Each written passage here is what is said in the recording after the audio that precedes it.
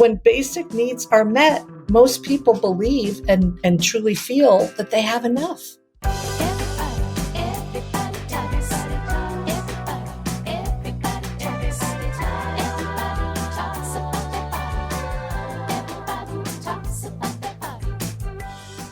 Hey, everybody, I'm Marie Schulweiss. And I'm Jen Giamma. And welcome to another episode of Everybody Talks, the podcast where we explore the wide world of wellness. Sometimes we talk to experts, sometimes we just talk to each other, but we're always talking to you. Every week we discuss topics from nutrition and exercise to mindfulness and self-care. And today we are going to learn how much is enough. Of everything. Of everything. Let's get started. Okay, for more than 4 decades, she's been earning a living as a comedian, improv actor, speaker, and writer. She began her career in Chicago with The Second City and found big laughs in Los Angeles, earning acclaim as a warm-up comedian for more than 65 of your favorite sitcoms, including Seinfeld. I know. Amazing. She was also the first comedian that HGTV hired to host a series called Fantasy Open House. Pivoting from television to corporate boardrooms, her corporate events have helped businesses thrive while still having fun. She's always found humor in unlikely places, including Italian kitchens, where she served as resident writer, ambassador, and cookbook contributor for 2 popular culinary immersion programs, Tuscan Women Cook and Italian Culinary Adventures. In her new book, How Much is Enough? Getting More by Living with Less, she gives us an interactive memoir to give voice to the ever-present conversation we're all having in our heads. How much is enough? Exercise, religion, health, shoes, family, food. She tackles an array of topics in this book, and she's here to share them all with us today. Please welcome Claire Berger. Hello, everybody. Thanks so much for having me. Thanks for being here. Thank you for being here. We don't have enough thanks, so that's for sure. So I guess first start off in telling us a little bit more about yourself, how you came to write this book. And I think especially in the beginning of the book and the forward, you really tell the story of really how this book came to be. So maybe dive into that a little bit. Well, my career as a stand-up started really as an effort to have some control over my profession and to create my own work versus as an actor being at the mercy of a casting director or production team's decision whether or not to hire me. So working as a stand-up gave me an opportunity to really have control over my career. And I traveled all over the country as a stand-up. And then, as you mentioned, when I had my kids, worked as a warm-up in Hollywood, and it got me off the road, gave me a chance to, raise my kids while still doing comedy. And comedy really is the lens that I look at life with. So in this book, How Much is Enough? It's an interactive memoir that has a lot of laughs in it, and the laughs come from truth, my truth, hopefully your truth. I think that when we make the choice to look at life with a sense of humor, we're going to be a lot healthier and happier in the process. So the book is a lot of fun. It's a lot of truth, but it's a lot of fun. And I came up with the idea in the pool at the Prospect Park YMCA. It was the post-pandemic, right at the end. We had really strict rules. You could only swim 30 minutes. Then you had to get out and somebody else could have your lane.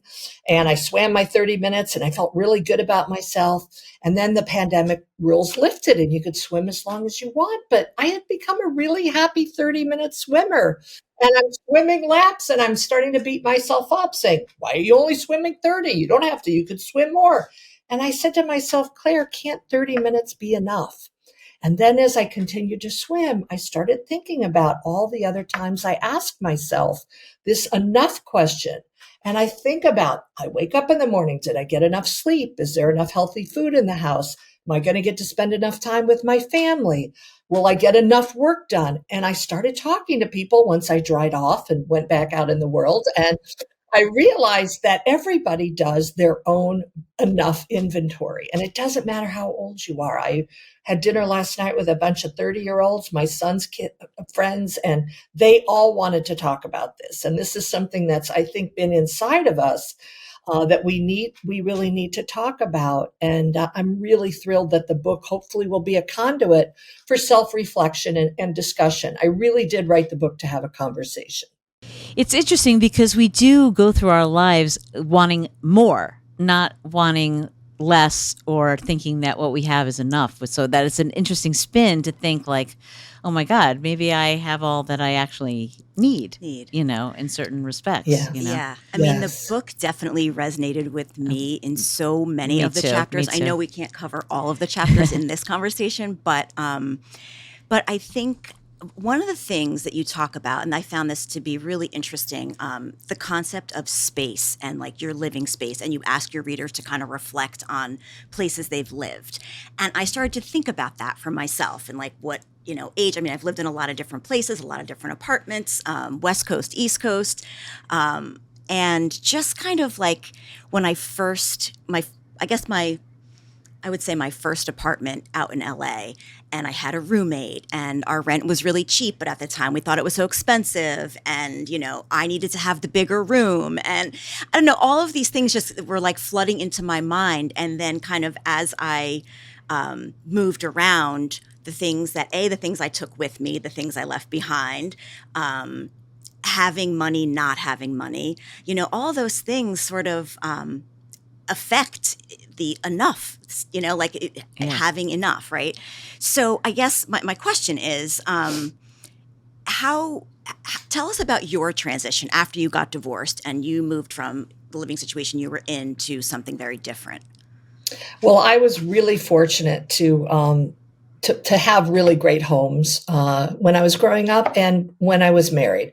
And I got to raise my kids in really nice homes. And when I chose to get divorced, I left a beautiful home half a block from the beach. And, it had to be bad for me to want to leave that house. But I really did need to reinvent. And suddenly everybody's fantasy beach house was not, the reality of that was not, I just couldn't handle it anymore. So I moved out. I got my single girl apartment at 50 years old and got to start all over again.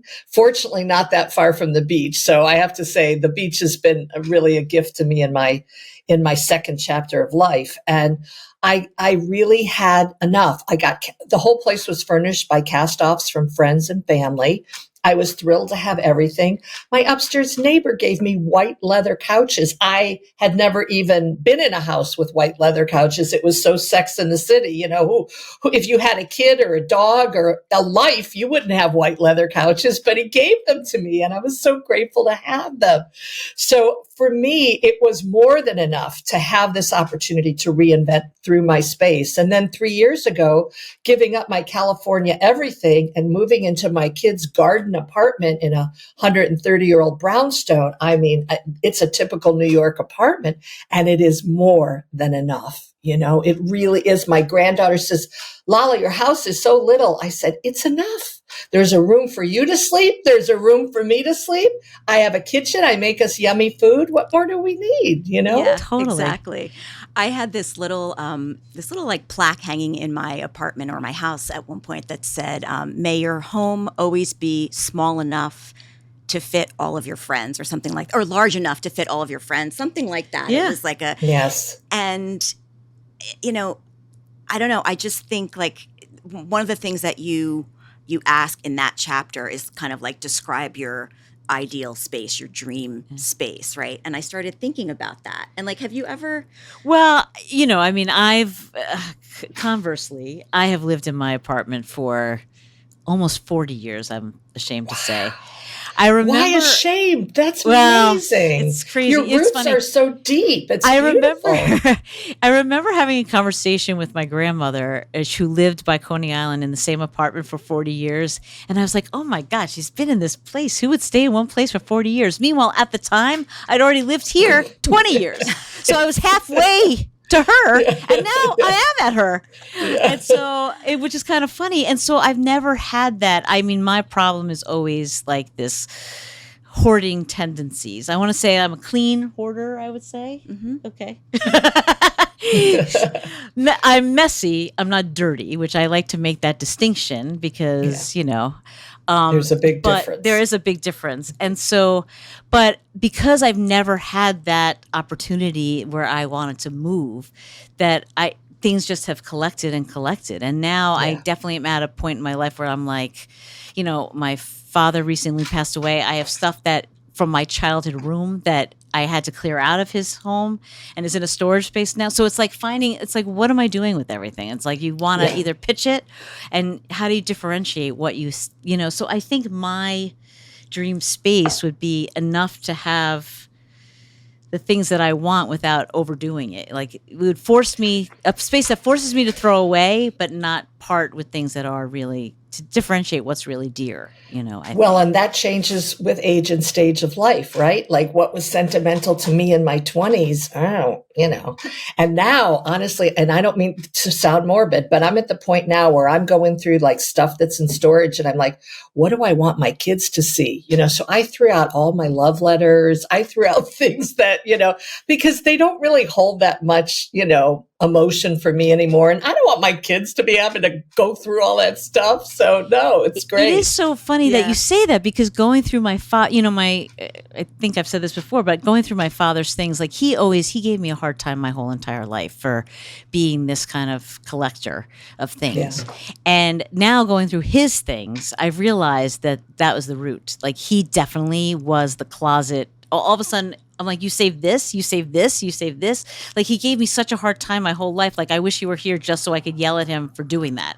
But it does get you thinking, like, I don't have kids. I don't want my brothers and sisters or my nieces and nephews to have to deal with this, because guess what they're going to do? They're going to dump it. So I'd rather it be my choice and have the things around me that bring me some modicum amount of joy, I think, And doesn't get Jen too upset because she hates coming to my apartment. I don't know. We are polar opposites in this regard. Go ahead. I don't know if you guys saw Michelle Obama's post to honor her mother's 87th birthday. Her mom passed away earlier this year. And the post she wrote was so moving and validating, because she said what helps her through is the fact that her mother always said she was enough and that they had enough. And the example she gave was the 2-bedroom South Side apartment in Chicago that was filled with love and plenty to eat, the cardboard chimney that she would make for Christmas so Santa could come visit, and that she brought her concept of enoughness even into the White House. And it's this feeling that Michelle honors her mother by continuing to live. And I thought, wow, that was, so many people sent it to me and I felt so validated by reading her words. It really is, I think, an internal hope, wish, prayer for a lot of people that we are enough, Yeah. Definitely. And you mentioned in the book too, just things that, bring you joy and you have memories of, right? So you talked about your daughter having that candle, that certain scent in her dorm room, and that, you have that in your home because that reminds you of that time. I think those things are so special and so important. Yeah. I mean, I'm definitely a purger. I get rid of things a lot. But what? But the clothing. The clothing. We're going to get to that. We're going to get to that. I was going to say, not everyone's as innocent as they seem in this conversation. No. Totally. But I think, like, back to the conversation about, like, your dream space, right? Yeah. Like, you kind of described what you thought of as your dream space. I, in my mind, kind of walk through it. But then I feel like that's the opposite of, because everything that I wrote down were things I don't have now, right? So it's like, are we happy with what we have now? Are we aspiring to have something more or different? Like, what is your take on that? Well, it's so great to have had the gift of hosting that series you mentioned on HGTV. It was called Fantasy Open House. And we would go and shoot super high-end homes for sale, homes that were so exclusive and extravagant. You wouldn't even see a for sale sign. It's just so exclusive.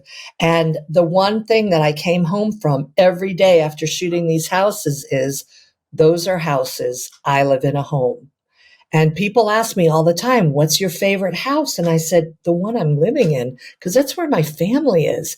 And it was never proved truer than working on this show. These people had these gazillion-dollar houses and they were miserable, or they were dying, or, there was so many reasons people were selling these houses. And these houses didn't represent success quite in the way that they thought, or even comfort. You can fill your life with stuff, but you still might be really uncomfortable.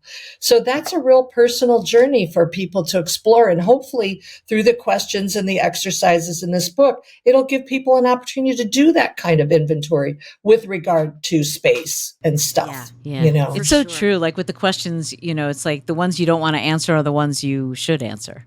I feel like absolutely, and it's all rhetorical. Like, I'm not grading you. I know. You don't have to turn in the paper. We feel like you are. Though. I'm not. I'm really not. I know. You could say, I am not dealing with this. I am just going to another. It's fine. I'm going to the next Nobody's chapter. looking. I'm moving on. That's right. Moving on. That's right. But no, it really does make you pause and self-reflect for sure. I mean, yeah, there were questions that were super uncomfortable for me, but I thought, oh, well, that's an interesting thing to explore, all right, so you talked a little bit, you touched on my clothing and my closet. How much is enough clothes? I want to talk about that.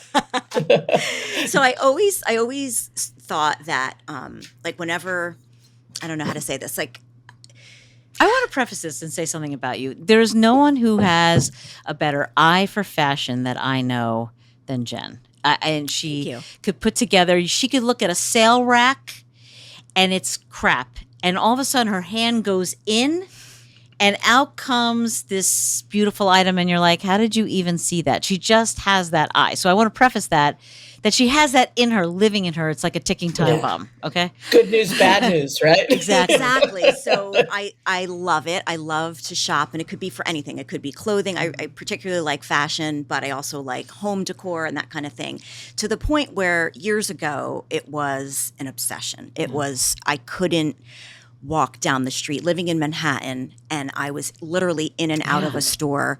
I'd get off the subway and I'd walk into a store, and I couldn't just buy one thing. I had to buy multiple things.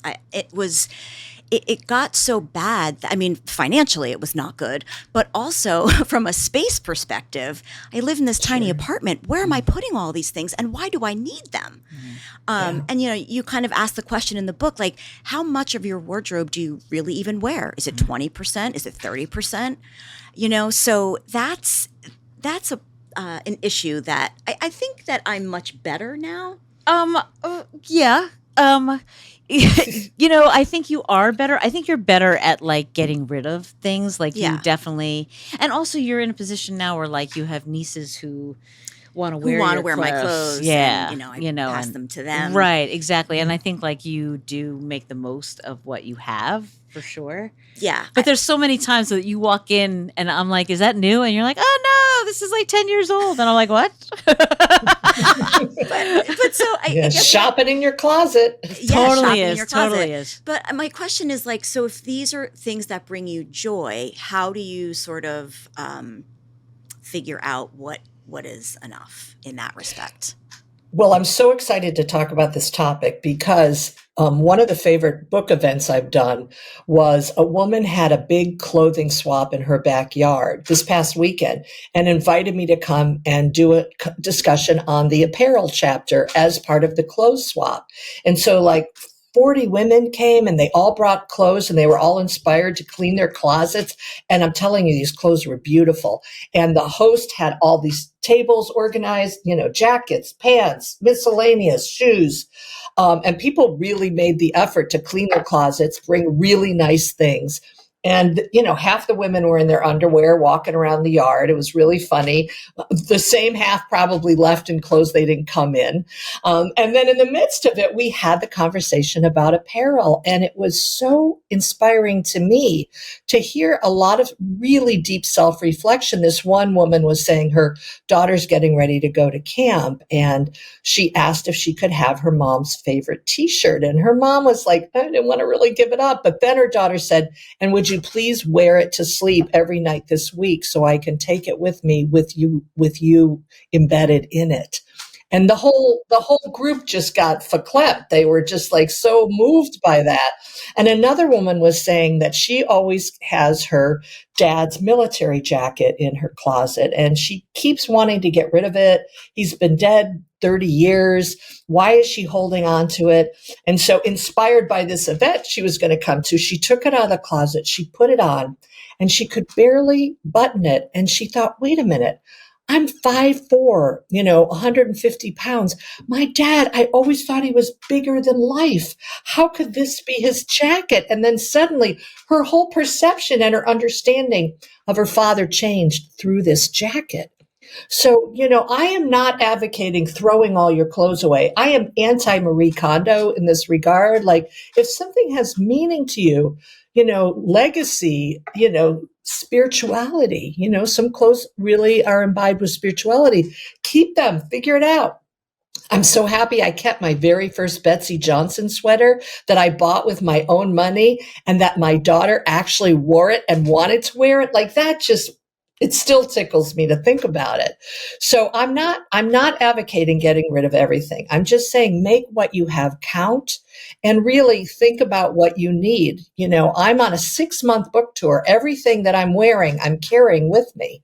And so I have to make everything count. And I literally can't shop because I would have to carry it. So, I really am living the thesis of this book right now. Well, now you made me not feel so bad about my bat mitzvah dress that's sitting in the closet in the other room. Which I have a feeling I'll never wear again. But Wait, is it really? Yeah.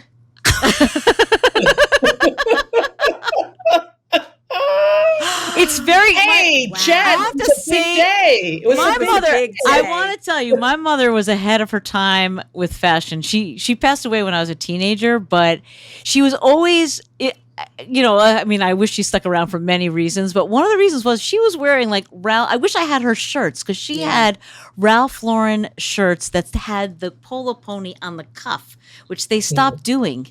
And she was like ahead of her time. I had this very smart little shirt dress, and I had a kerchief that I wore around my neck. Of course you did. Nobody did that. Nobody did that. Well, yeah, similarly, my mom, this is probably where it all started. A couple things I want to say first is kind of how you grow up around clothes, and the idea of, my mom used to always say, like, I never was allowed to wear jeans until I was in, I think, high school, maybe middle school. I think middle so no school. wonder you are the way you are. Yeah, and it was always like, you never know who you're going to run into, who you're going to see. You always have to look presentable and present yourself in a certain way. And that kind of stuck with me. But the other thing I was going to say was that when I was in high school, she worked at Saks Fifth Avenue. Yeah. And so we had the Saks discounts, and she would come home with clothes for me. And that was, just, I don't know, I just started to really enjoy fashion from that time. And I feel like today, when I'm wearing something that I feel good in, it changes my whole mood. Yeah. Yeah. Right? Like, I feel like if I don't like what I'm wearing, I mean, I've been out so many times where I'm wearing something and I'm looking around thinking, oh my God, I wish I was wearing that, or I wish I was wearing something else, or it's. Meanwhile, I want to interject that every time we go out, I see, and I think like, oh, I look pretty good. I have it all going on. And then Jen walks in and I'm like, yeah, a little bit of me just died. But to what end? I'm going to ask you guys, to what end? It's still Jen, it's still Lori, no matter what you're wearing, right? I raised my kids. I like to say I raised my kids like anti-Garanimal, like nothing matched, because I felt like kids have so little control over their lives. If they wanted to wear what I said, as long as it was clean and weather appropriate, because nobody wants to be the stinky kid, So, my son went several years only wearing black. My daughter, for a while, if it didn't twirl, she wouldn't put it on. What do I care? That was them trying to figure out who they were through their clothes. It's fine, Yeah. I mean, likewise. Yeah. I mean, just telling you something that happened today. I'm losing weight, and my clothes are starting to be too big on me. And so there's a woman at work who's also losing weight, and she's lost a good amount of weight. And I had these pants, I had these, linen joggers that I had never worn. I had them in my closet for, it's like that article of clothing that you take on vacation, you've never worn, but you take on vacation because you think like, well, maybe if I'm in the Bahamas, I'll wear them, but you never do. And so I finally was like, they didn't really fit me anymore. I gave them to her. They said size medium on them. She wore them to work today. She felt like king of the world. Like it made her feel so good to be in these clothes. And what joy I felt for passing that. She felt better in those pants than I would have ever felt in them. And it just, that What a gift. brings you joy to pass it on. Yes. Yes. And to that point, Yeah. like that's a lot of the reason why I love to give my clothes away and to see other people enjoy them. And my mom has a friend whose granddaughter loves my clothes, loves them. I don't even know this girl, and she'll send me a text saying, "Oh my gosh, thank you so much. This dress was beautiful," or "I love that." And I love that. It's like somebody is getting use out of it, Yeah. So I don't know. I do like to give things away, but then I always replace them with new things. Correct. So that's a problem. Yes. Well, I will tell you, there was a mountain of clothes at the end of this clothing swap party. And I helped fold them all up and bag them up to give to charity. And, all I could think of while I was doing it was, really what we have is more than enough. We have more than enough. I mean, if this was, they all picked out stuff and left with things, but there was still a mountain. And I thought, this is just so symbolic of, our over consumerism. Let me just put it that way. Totally. Yeah. 100%. Totally agree with you on that. Totally. But I just want to say this book is not just about stuff. It's really about, We're getting there. We're getting there. Okay. We're getting to that. Because I don't want to scare anybody away, I don't want No. I mean, there's the whole piece about, you are enough, and your family and your friends and your experiences and your memories, all of those things have so much more value than the stuff that we carry around with us. Yes, that's a major theme in this book. And I do agree with that. And my boyfriend is very big on that. He reads a lot. Actually, he's going to read this book next because he reads a lot that have a similar theme to this. And, he would love to live in some remote place on a mountaintop with no people around and have 3 shirts and 2 pairs of pants and be fine, And isn't it amazing that you guys are attracted to each other? Isn't that beautiful? That you tap into something that the other one doesn't have or maybe aspires to. I think that's beautiful. Right. Yeah, I mean, I don't totally aspire to be as I was pared down as he is. Aspire to the pared down part as much. But I do agree with that idea of simplicity and minimalism, and we don't need all these things. And there are so many people that don't have anything. Yeah, and to be able to and doesn't it really just people really get down to self-judgment? Like, we don't need to be so judgy of ourselves. We can be kinder. In all aspects. Can we talk about exercise? You mentioned that your boyfriend was willing to go off, and that's next. Yes, I have to say, I have rarely meet somebody who feels like they exercise enough or they feel good enough about their body as of exercise. And in writing this book, I look back at my career as a non-athlete.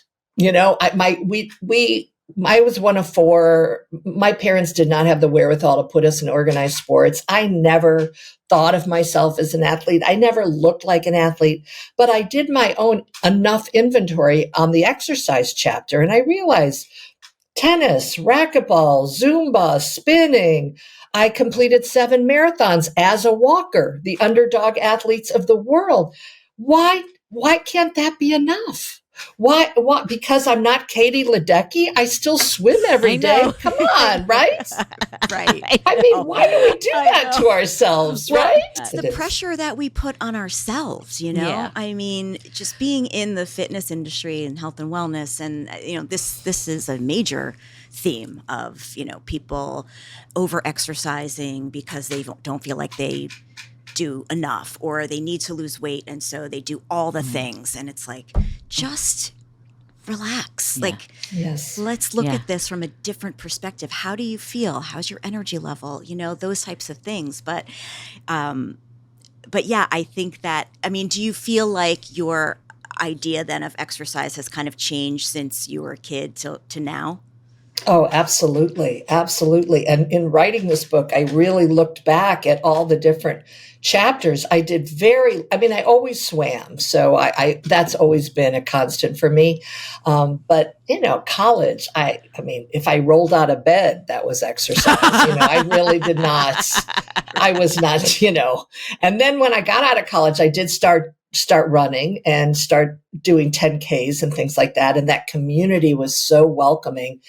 But then when I had my kids and I felt the sort of center of gravity change in my body, I decided to walk marathons for Leukemia Team in Training. And, it really tests you as a marathon walker. We really are the underdog athletes. They literally pull up the route in front of you while at the end of the race. And I like to think I'm competitive. I mean, I want to finish before dark. I want there to be two people behind me, but other than that, I'm not. But I would see people as a marathon walker, like mile 17, that just woke up that day and decided they wanted to run, and they're writhing in pain on the ground and they've got all these injuries. And it's the whole tortoise and the hare, thing. It's like, just politely walk over them and think, I'm going to get to the finish line, and they're not. And so this is enough. This is enough that I'm walking these marathons. I had very few injuries in my life. I am absolutely overweight. I am not my optimum weight, but I am not on a whole bevy of prescription medications. My physicals are great every year. I'm doing just fine. So I really represent maybe an alternative to driving yourself crazy, and move towards a place and a state of mind of believing that you are enough. Whatever you do to move your health forward is more than you did yesterday, and it's enough. Exactly. It's so true. I mean, that you have to give yourself grace. Like, I always love that phrase, because I feel like we don't ever do that for ourselves. Yeah. We'll forgive other people, but we never forgive ourselves for what I should have done. I'm the president of the woulda, coulda, shoulda club in a lot of ways. And so I think that's such a good way. And definitely as I've gotten older and my body's changing, and you definitely can't do all that you could do. Your hope is that you can maintain what you're at now, so as you get older. And so, it definitely changes your whole mindset, like to think that, okay, what I did, I didn't like work out to a video today like I normally would, but you know what? I walked 2 miles to work. So that's okay. I moved, Right. I'm on my feet for 3 hours every morning during the show. It's like, I'm definitely moving. My watch tells me I'm burning a lot of calories, so it must be okay, Yeah. I mean, and to walk a marathon is way harder than to run a marathon. I once walked the circumference of Manhattan, which is 32 miles, with a friend of mine, which was kind of an idiotic thing to do, but it was a special event. And at the end, and I had run 2 marathons previous to this, and she had run 1. I was never so sore the next day as I was. I couldn't walk after walking those 30. It took 12 hours. You're walking for so long. It's so long on your body. You're out there for way longer than a marathon. But I recommend it if you're ever given that opportunity. Yeah. Because it's like, wow, I did that. Right. Yeah. Yeah, it's beautiful. Yeah. I do think it changes with age, though. And like you said, when you're younger, you don't even, I never even thought about it. I'd go to the gym. Maybe I would like run one day a week with a friend or something. But it wasn't, I didn't think of it in terms of health and longevity like I do now. Yes, so different. And it's so different. And it's so important to listen to your body and to figure out what works for you, and what are those benefits that you're getting, aside from 6-pack abs and ripped arms or something, both of which Jen has, by the way. But one of the gifts of being a grandparent, I will tell you, watching and hanging out with a 2 and a 6-year-old and watch how they move through the world, they're not exercising, they're living their lives. Their time on the playground isn't a workout. It's their life. And it's a constant reminder to me to just, if we could all just move through life like a 2 or a 6-year-old, we would be fine. you know? Yeah. You talk about, all these pressures that we put on ourselves. I think that it's hard to just relax and think, well, what feels good to me? What do I feel like doing today? Right. It's hard to Yeah. wrap your head around that when we're so conditioned Yeah. to be the other way, Totally. And that's a really personal question, right? I mean, Jen, as someone that works with people on their physical health, like, that every single body is different. Every single motivation is not to the end of looking a certain way. Sometimes it's recovering from an illness or an injury or gaining stronger mental health. Like, exercise has huge power. It's not just about fitting into a dress. And I think that's where, the media really does not serve us well, because they give us these ridiculous perceptions of how we're supposed to look. And, I'm 67 years old. I have to give myself grace. I have to be able to say, this is my best foot forward today. And it's enough, and I'm okay with it. And I'm really grateful for it. Yeah.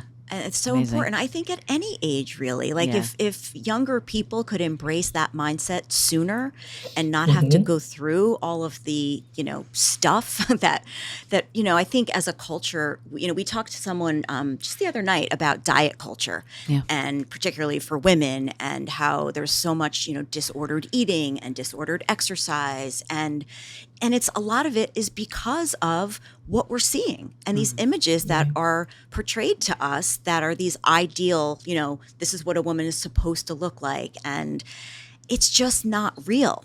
And it's not attainable for a lot of people. And it's not even healthy sometimes, No, because real is actually enough. Like, how many of us look at bathing suit pictures of ourselves in our 20s when we were so beating up on ourselves and we looked awesome. We looked great.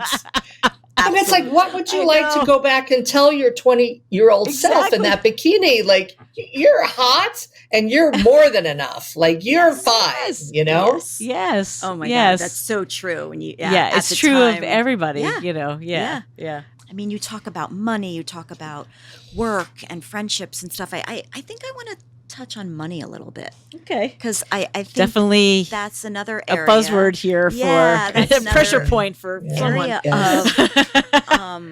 It's interesting, right? Yeah. Because I think it is obviously different for different people. But what are your thoughts on money and how much is enough? I am living this book right now because I made a very conscious decision to move to New York to help raise my grandchildren. I gave up my big condo, the car, the much more expensive life that I lived in Los Angeles to really simplify my life. And by doing that, financially, zero debt, zero car payments, zero loans to cover, zero mortgage, zero everything. And it is the most exhilarating feeling I have. My CPA did my taxes this year and said, you have never made less in your life and you have never been happier. And he's right. He's right.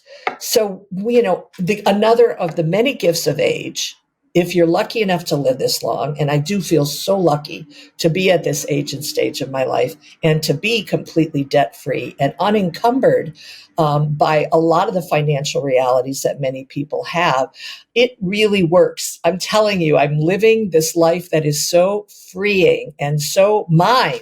I'm not working for my house. I'm not working for my car payments. My kids are grown. Thank God they're launched and they're financially independent and doing great.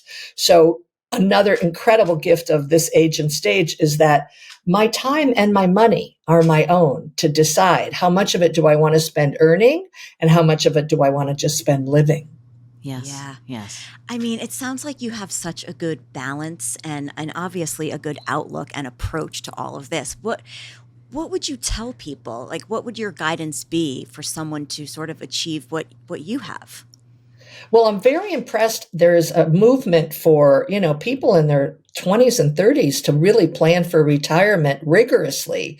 And they're making serious financial decisions to save X amount of dollars.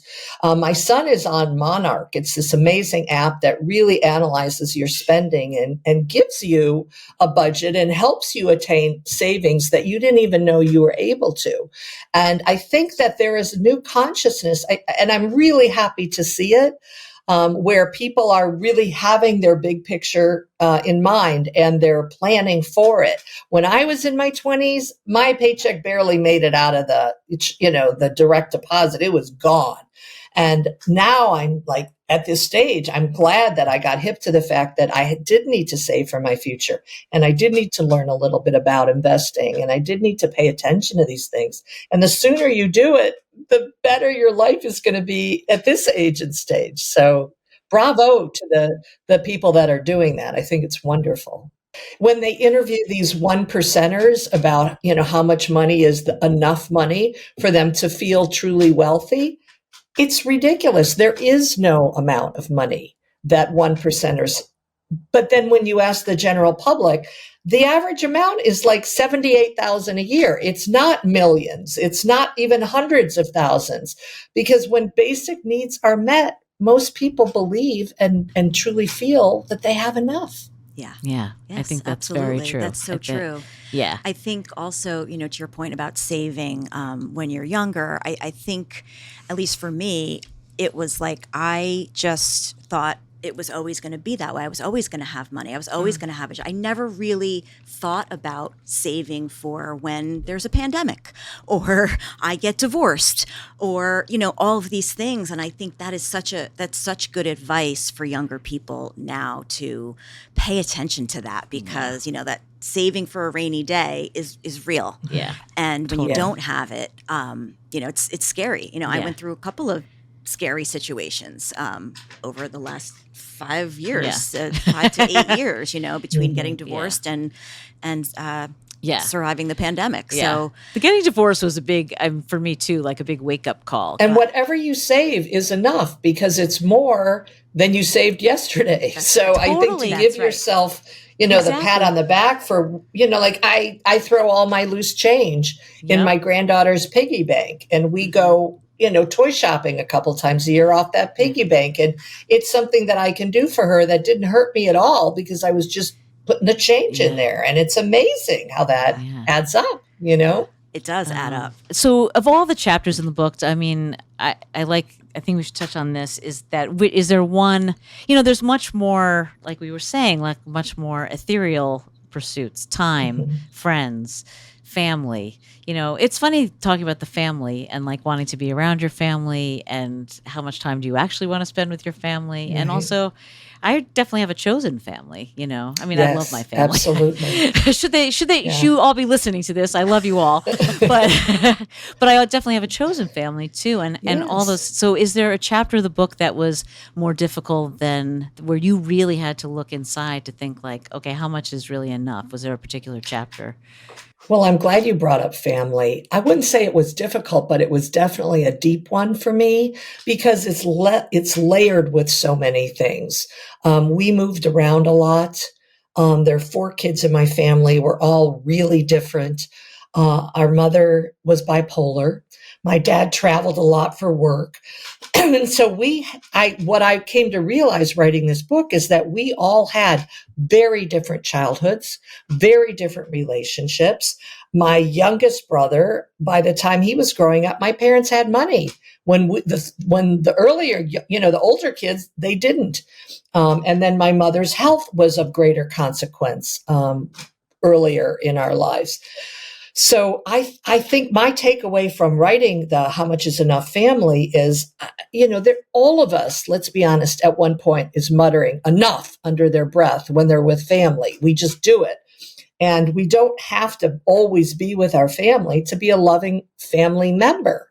My siblings live all over the world. I have various levels of intimacy with them. I too have chosen family. And I do really believe that we can define family anytime we want. There's a bit in the book about an adult woman who had enough of her parents' helicoptering and micromanaging, and she emancipated from them and does not have a relationship with them anymore, and is quite frankly a lot healthier because of it. So I don't think, calling somebody a family member is a pass for aberrant behavior. I think everybody has the right to say, it's enough. I'm not going to be treated like this anymore. And that, of course, extends into marriage and divorce and also friendships. I talk in the book about a lot of people don't talk about breaking up with your friends, but friendships do end, and that's okay. And we all grow and change, and sometimes the friendships just don't work anymore. It's okay. It's so true. I actually had a very good friend.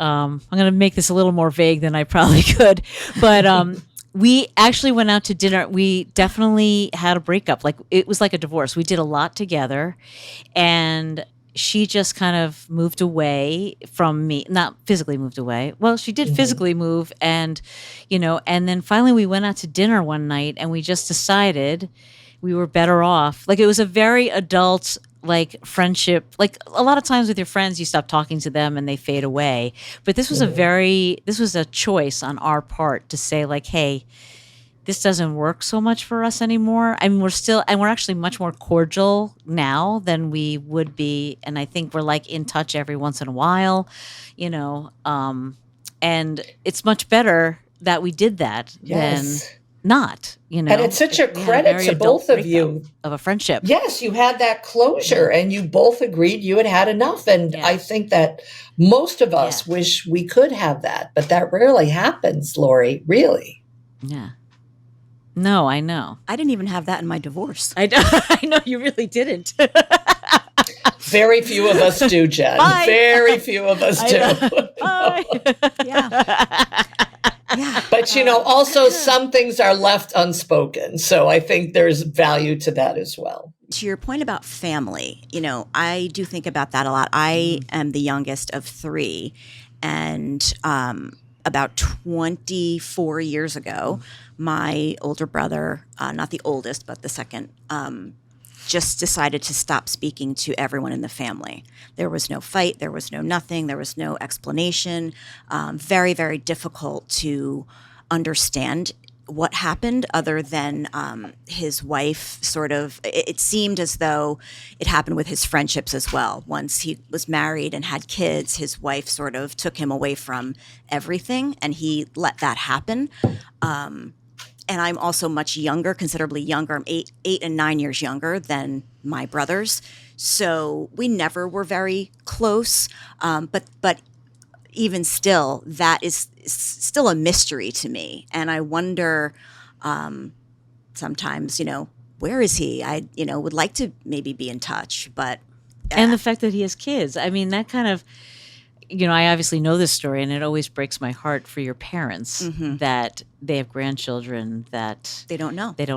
And her parents, to know her parents they're like salt of the earth, great people.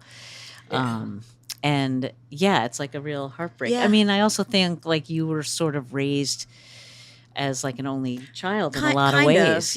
Kind of. Yeah. You talk about that chapter on childhood, and did you get enough positive feedback from your parents? Did you get enough attention? And I just started to think about all of those things. And being the youngest, everyone always thought I was the spoiled one. I have a lot of cousins that are around the same age, and it was always kind of a joke, like, oh, well, Jen gets everything she wants. And yes, I'm not saying that I wasn't. I was definitely more spoiled, being the only girl and the youngest. But there was also this other piece where I felt like I was sort of dismissed. Like, you didn't have an opinion. Nothing you said really mattered, or, you were just there, like, I don't know. Yeah. I don't know. I mean, there's no question in that. I'm just sort of making a statement, but I think there's so much value in being a good enough parent. And, a good enough child, a good enough sibling. There's no people that strive for perfection in relationships are playing a losing game, because there's always at least two people And you can't control how anybody else thinks or feels or relates. So all you really have control over is yourself. And so you just focus on yourself and make sure you are good enough as you move through your relationships, whether it's family or friendship. And I think in childhood, a lot of families, the parents are struggling, they're really struggling, and they don't have enough time or energy to give to their children. And so, a lot of us, and it certainly is true in my family, it was every kid for themselves. And we did not get closer as a result of it, which is interesting. It could have gone either way. And we did not grow closer as a result of not getting enough attention and perhaps affection from our parents. So that's so interesting. Yeah. I mean, I'm the oldest of 5, but we have 2 separate mothers. So my mom passed away when I was 16, and I was just about ready to go to college. My sister was 12, and my brother was young. My youngest brother, there's 9 years difference between me and my brother, and he has no memory of my mom. But when in that year before my dad remarried to someone that we all love and who we're all still very close to, and then he actually divorced her and married somebody else. But it's another story for another day. But I was put in that role of like adult. Like I did the food shopping, I did the carpooling for my siblings. I kind of took care of things around the house because my dad was commuting to the city back and forth and back, and then I went to college. He got married to someone who is not that much older than me, and which was fine. That wasn't a bad thing, but I got to go to college and I became, kind of immature. Like I kind of regressed because I always thought like, oh my God, I had to be an adult for like these couple of years. And now I got to be like a kid, which I've remained immature, by the way. But I can attest to that. But what struck me is you saying all of you and your siblings had different childhoods, and I found when my father passed away, I found that to be so true of me and my brothers and sisters because I had him the longest. I'm about to be 61 years old, and I had him for a really long time. I'm fully baked. Yeah. My youngest sister is 35. She only had him half the time. She had a whole different relationship. The way she viewed him, her growing up was different. It was just so interesting. We were talking about when his birthday was this summer, we were talking about what kind of parent he was to me, like the first half and the second half, which we don't consider ourselves halves, and what a different dad he was, like maybe not as good for us because he was like making his way and he was earning money and he was commuting every day and he wasn't around.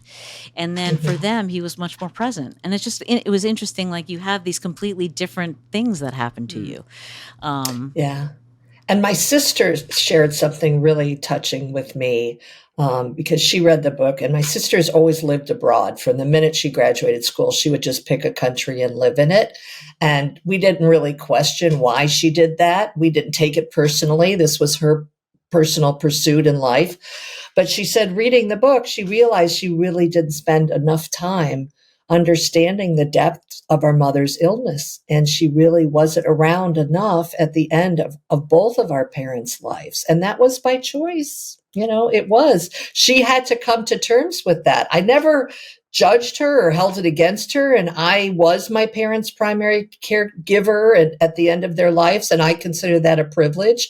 But that just wasn't part of her adulting journey. And that's okay. I'm not judging. And I really want to say again, this book is not about do things like I say. It's not about I'm going to decide for you what's enough. For my sister, she was able to give what she could give to our parents at every age and stage of their life. And for her, it was enough. And for me, it was enough. I never wrote this for her to feel guilty, but it did give her pause for self-reflection for sure. Wow.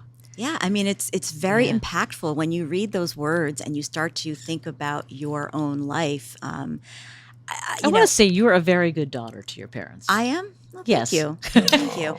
She is. She is. I try, but, I will say it's changed, as they're getting older. I have a lot of anxiety. I have anticipatory grief, like the inevitable, and I know that they're not going to be around forever. And I definitely struggle with, do I call enough? Do I stop over enough? They don't live very far from me. There's no excuses. So a lot of times I think about that, and I project into the future, and I have anticipatory regret. I have regret that I didn't do the thing that I should be doing now. Yeah.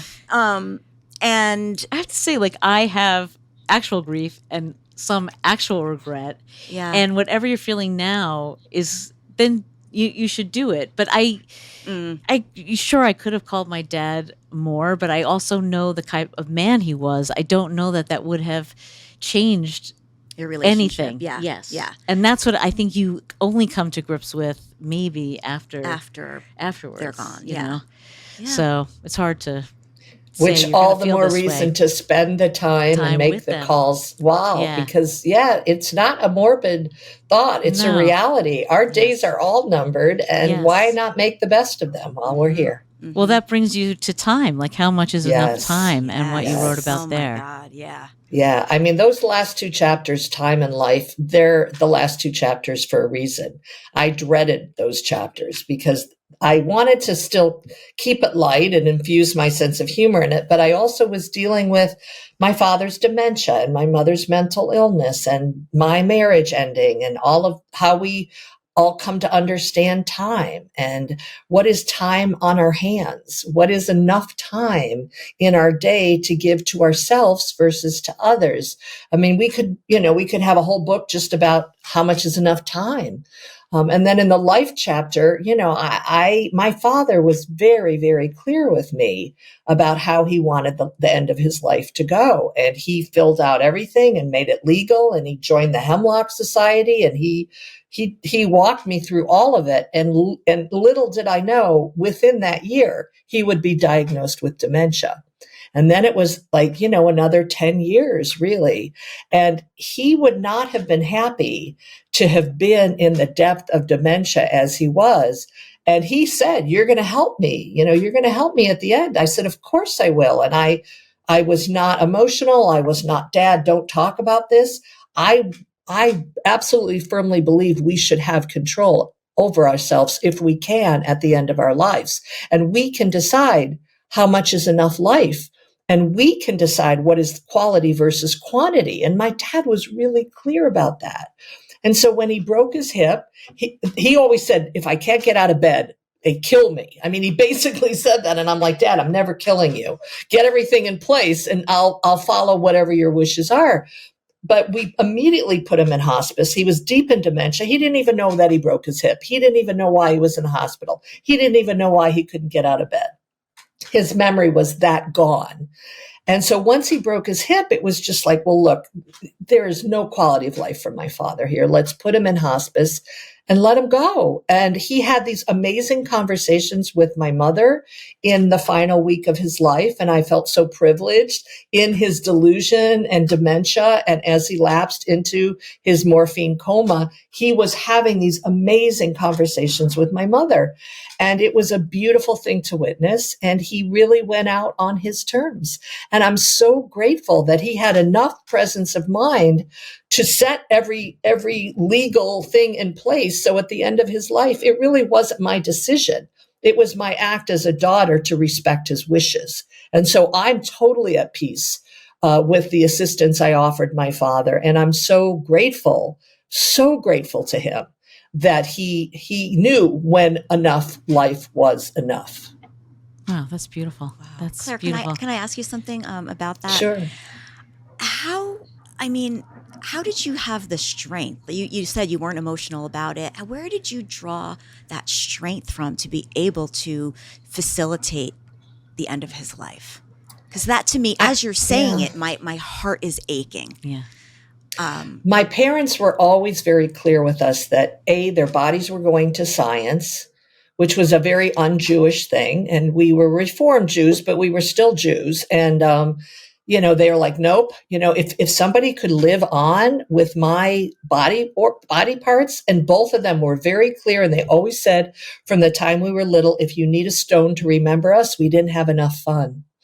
And so I really grew up with that knowledge that this is not forever and this is what's going to happen at the end.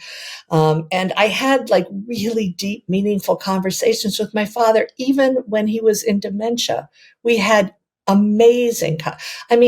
One day he called me. He's like, you got to come over. I have big news. And I got over. He goes, I'm going to call my boss tomorrow and quit my job. Well, he had been retired 27 years. He said, it's time that I spent more time with Natalie. And he looked at the wedding picture of he and my mom. My mom had been gone over 10 years at that point. And I didn't argue with him. I didn't correct him. I said, Dad, I'm so glad you've come to this decision in your life. I'm so excited for what's ahead for you. And you know what, you guys, I really meant it. I didn't know what lay ahead for him, but he in that moment had control over his decisions. And I thought that was like so beautiful, Wow. Oh my gosh. Wow. That is Yeah. very, That's very moving. oh my God, very Wow. moving. Thank you for sharing that. Yeah. Yeah. Thank you No, for and sharing all of this. I am, know. my heart is on my sleeve and on every other part of my outfit, because the whole goal of this book is to really, for me to, I can't ask you to do this kind of level of self-reflection unless I'm willing to do it myself. And I hope that I set an example for other people to follow, and hopefully we all come away a little bit more self-examined and a little bit more loving of ourselves, less negative enough inventory and more loving. We are enough inventory. I love that is so true. This book is for everyone. Everyone at Everyone any age. and anyone at any age can glean some little nugget of wisdom, Even if truth, you skip around inspire. chapters that are more Yeah, relatable you don't to have you to than other read I the whole want thing you straight to. through. Yes. I Yes, wrote this book to be read in no particular order. And actually, one of the best compliments I got, a guy came up to me at a book signing and said, this is the perfect toilet book. And I thought, okay. If it gets you off your phone on the toilet, it's great. Yeah. That's right. But I knew what he meant, and I thought it was adorable. Yes. Yeah, that's totally. Great. Oh my gosh. Well, thank you so much. Thank you for being with us today. And if you didn't know it already, the book is How Much is Enough? Getting More by Living with Less by Claire Berger. Thank you so much. We cannot thank you enough for being here with Everybody I Talks. appreciate it. And I encourage all your listeners to go to claireberger.com and continue the discussion with me. Join the Enough group on Facebook. Let's all continue this conversation together. Great. And we will link all of that in our show notes as well. Thank you so much. Thank you so much. Thank you.